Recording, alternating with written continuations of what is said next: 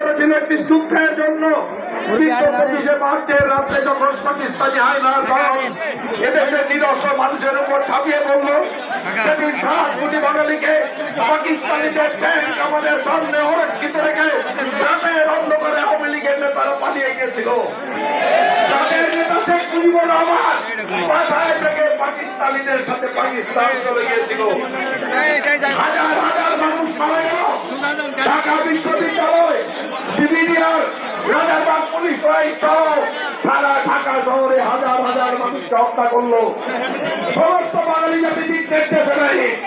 সেই মুহূর্তে চট্টগ্রাম থেকে, কালুরঘাট থেকে আমাদের দলের প্রতিষ্ঠাতা শহীদ রাষ্ট্রপতি জিয়াউর রহমান নিজের স্ত্রী পুত্রের জীবন বিপন্ন হলাতে জেনেও স্বাধীনতা ঘোষণা করেছিল বলেই মুক্তিযুদ্ধ হয়েছিল। বন্ধুরা, সেই যুদ্ধে বাংলাদেশের সবচেয়ে গর্বের একটা ক্রিকেট ছিল, ক্রিকেট ফোর্সের অধিনায়ক ছিল জিয়াউর রহমান বিন তব।